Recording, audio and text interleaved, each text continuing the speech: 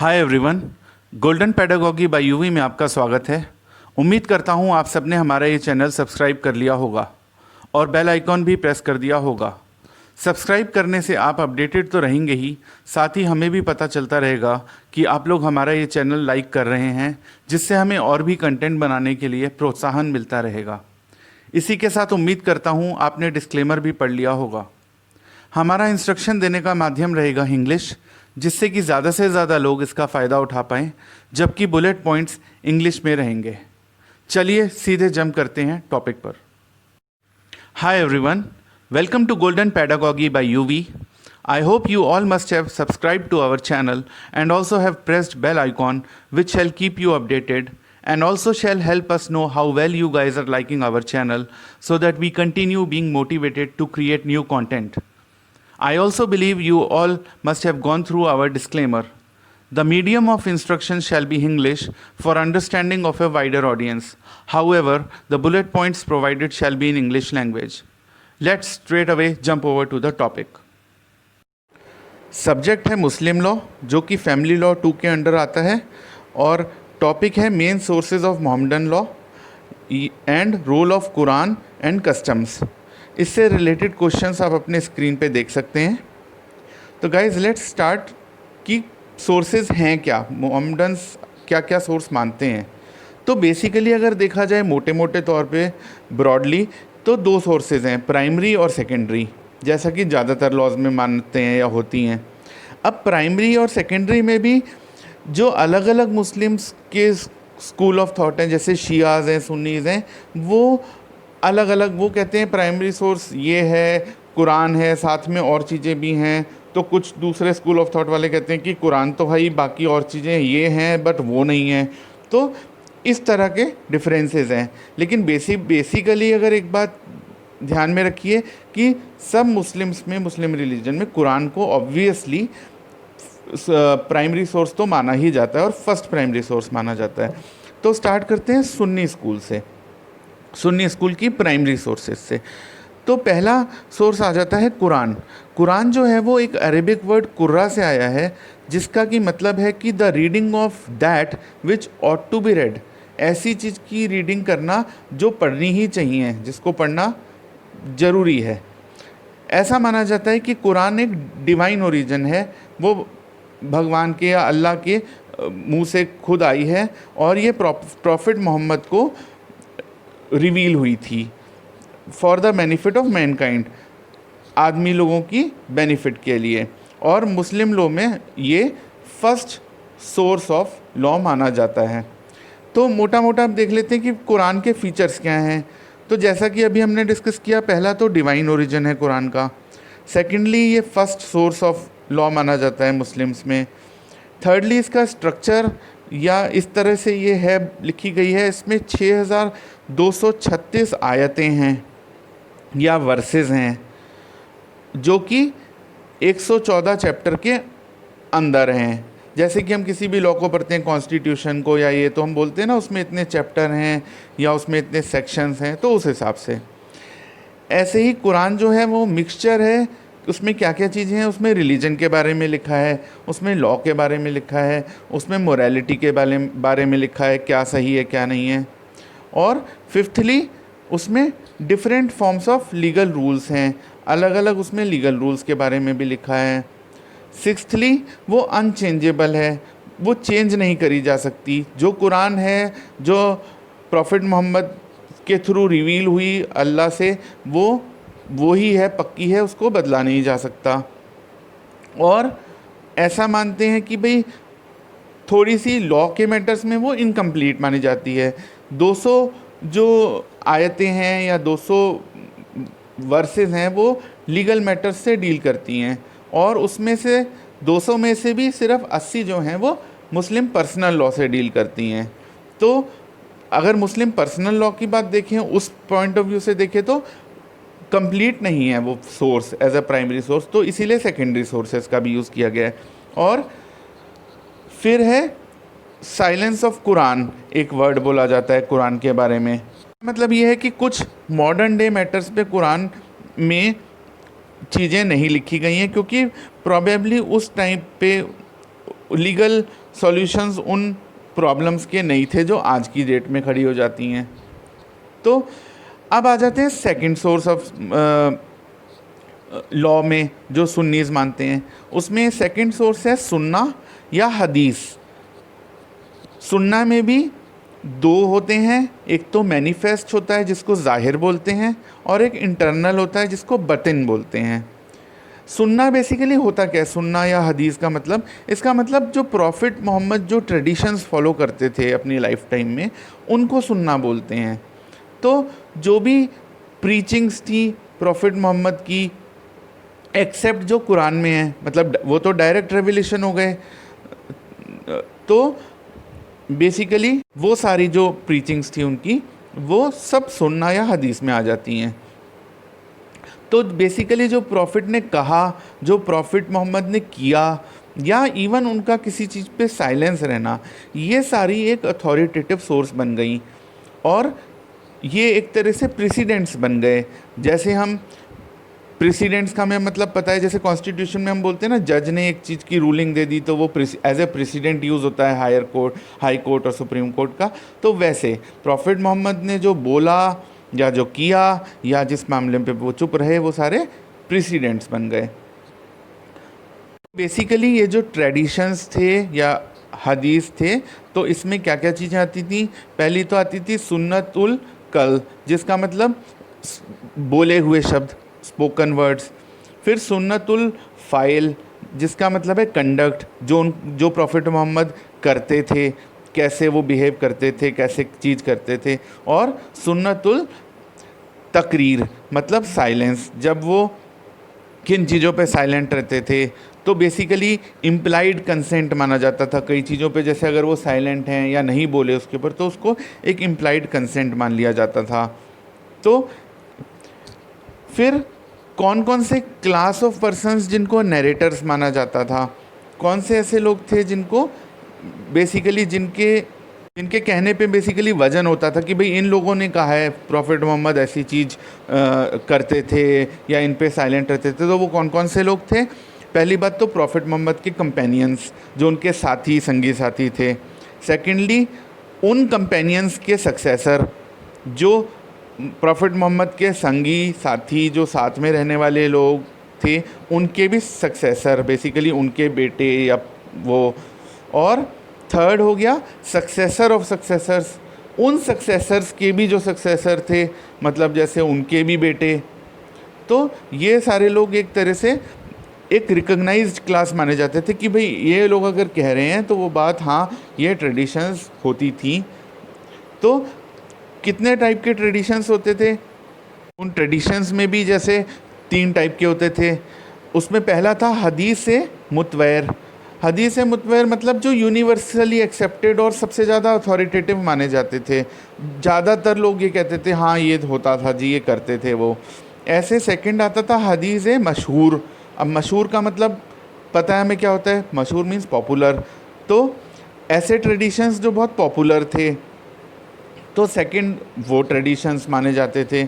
और हदीस अहद, ये थे तीसरे टाइप के ट्रेडिशन जो आइसोलेटेड थे, इक्का दुक्का जगह पे या इक्के दुक्के लोग कहते थे भाई ऐसा भी होता था, ये होता था, वो होता था। तो ये रहा सुन्ना या हदीस के बारे में। अब आ जाते हैं थर्ड प्राइमरी सोर्स पे। थर्ड प्राइमरी सोर्स है, उसको बोलते हैं इजमा। इजमा का मतलब होता है जो बहुत सारे ज्यूरिस्ट हैं या बहुत सारे जो काबिल लोग माने जाते थे, ज्यूरिस्ट जो होते थे मुस्लिम लॉ के, जिनको कि मुजताहिद भी बोलते थे, तो उनके जो एक यूनानिमस डिसीजंस होते थे उसको इजमा बोलते थे। जैसे कि होता है ना, जज बैठे हैं, 5 बेंच की जज है, उसमें से मेजॉरिटी ने ये बोला, तो ऐसे ही यूनानिमस डिसीजन मतलब जब सब लोग मिलके, बड़े लोग, काबिल लोग मुस्लिम रिलीजन के जो चीज़ बोलते थे उसको इजमा बोलते थे। अब इजमा भी कौन कौन से लोगों से आते थे या कौन से लोगों के अथॉरिटेटिव या माने जाते थे। एक तो था इजमा ऑफ कंपेनियंस। जो कंपेनियन हमने पहले देखा ही था कि भाई जो प्रॉफिट मोहम्मद के संगी साथी थे, तो उनके जो ओपिनियन होते थे या उनके जो डिसीजन होते थे वो अथॉरिटेटिव एक तो माना जाता था सोर्स। फिर इजमा ऑफ ज्यूरिस्ट, जो बहुत काबिल लोग होते थे, जो मुस्लिम रिलीजन की बहुत अच्छे से पढ़ाई करते थे, स्कॉलर्स थे, उनका इज्मा। और थर्डली इज्मा ऑफ पीपल, जो आम आदमी थे मुस्लिम लॉ के, आम आदमी भी जो मतलब जो ज्ञानी जिनको रिलीजन के बारे में समझ थी या डेप्थ में था, तो उनके इज्मा या उनके डिसीजंस को इम्पोर्टेंस दी जाती थी। बेसिकली पहली दो सोर्स जो थी, एक तो कुरान हो गई और हदीस हो गई, उसके बाद इज्मा की क्या इम्पोर्टेंस थी? इज्मा की इम्पोर्टेंस ये थी कि बेसिकली कुरान और ट्रेडिशन जो थे वो पास्ट के लिए ज़्यादा एडिक्वेट माने जाते थे। जैसा कि हमने पहले भी डिस्कस किया था कि भाई मॉडर्न डे बहुत सारी प्रॉब्लम्स या चीज़ें कुरान में उस समय सोसाइटी में वो चेंजेस नहीं आए थे या बदलाव थे, तो वो नहीं थी, तो इसीलिए इज्मा को भी एक प्राइमरी सोर्स या उसको इम्पोर्टेंस माना गया। और फाइजी जो एक रिनाउंड ज्यूरिस्ट या रिनाउंड थिंकर हुए हैं मुस्लिम रिलीजन के, उन्होंने बोला Quran and Sunnah look to the past, consensus and qiyas deal with the future. उन्होंने ये बोला कि कुरान और सुन्ना जो है वो पास्ट की तरफ देखते हैं, और कंसेंसस जो कि यूनानिमस डिसीजंस या कियास वो फ्यूचर ओरिएंटेड है। कियास अभी हम नेक्स्ट उसमें पढ़ेंगे, नेक्स्ट सोर्स में। इनफैक्ट उन्होंने बोला कि जो ज़्यादातर जो मेजर पोर्शन है पॉजिटिव मुस्लिम लॉ का, जिसको कि फ़िक्ह भी बोलते हैं, वो इज्मा के थ्रू आया है। सिंपल वर्ड्स में बोलें तो आज की डेट में जो पॉजिटिव मुस्लिम लॉ हम क्या होता है, पॉजिटिव मुस्लिम लॉ जो सॉवरिन के थ्रू या जो एक्ट बने हैं मुस्लिम एक्ट और ये, तो उन्होंने कहा है वो ज़्यादातर जो है वो इज्मा के थ्रू आया है। अब आ जाते हैं फोर्थ सोर्स पे, प्राइमरी सोर्स पे, जिसको कि बोलते हैं कियास। कियास मतलब बोलते हैं ना यार कियास लगा रहे हो, तुमने कियास लगाया। तो कियास बेसिकली क्या होता है? एनालॉजिकल डिडक्शन, या किसी चीज़ को किसी स्टैंडर्ड के साथ कंपेयर करना। एनालॉजिकल डिडक्शन बेसिकली क्या है कि दिमाग लगा के किसी चीज़ के बारे में सोचना या उससे डिड्यूस करना कोई चीज़, उसको हम एनालॉजिकल डिडक्शन या मुस्लिम लॉ में या मुस्लिम रिलीजन में कियास बोलते हैं। तो कॉमन कॉज बेसिकली जिसको कि इल बोलते हैं, of to problems was found and solution given in text was applied to new problem. Basically analogical deduction कैसे करते थे कि अगर कोई प्रॉब्लम आ गई, जैसे कोई नया मसला आ गया या कोई नया इशू आ गया, तो उसमें देखते थे भाई कॉमन प्रॉब्लम क्या है इस मसले में, इशू क्या है, और जो उसका सॉल्यूशन, उससे रिलेटेड सॉल्यूशन लिखा होता था, तो उसको हम प्रेजेंट कंटेक्स्ट में देख के और उसको नई प्रॉब्लम पे अप्लाई करने की कोशिश करते थे कि भाई अगर इस चीज़ का, इस मसले का ऐसा लिखा है तो इस मसले का हल भी इसी से मिलता जुलता या इससे रिलेटेड होना चाहिए। इसको हम कियास बोलते हैं बेसिकली। तो ये है primary sources as per Sunni law, 4 primary sources. अब आ जाते हैं शिया लॉ के बारे में। शिया लॉ में शियाज भी 4 सोर्सेज मानते हैं। पहली सोर्स है उसमें कुरान के बारे में हमने ऑलरेडी डिस्कस कर ही लिया। सेकंड है ट्रेडिशंस में यहाँ पे बहुत इंपॉर्टेंट चीज़ देखने वाली है। इसमें हमने सुन्नी लॉ में पढ़ा था कि ट्रेडिशंस ऑफ प्रॉफेट मोहम्मद, उनके कंपेनियन, इन सब के भी आते थे, लेकिन शियाज स्ट्रिक्टली प्रॉफेट मोहम्मद की जो फैमिली के ट्रेडिशंस हैं उन्हीं को मानते हैं। और थर्ड है इज्मा सिर्फ वो वाले इज्मा जो इमामों ने कंफर्म करे हैं। हर किसी के इज्मा को शियाज अथॉरिटेटिव सोर्स या प्राइमरी सोर्स नहीं मानते।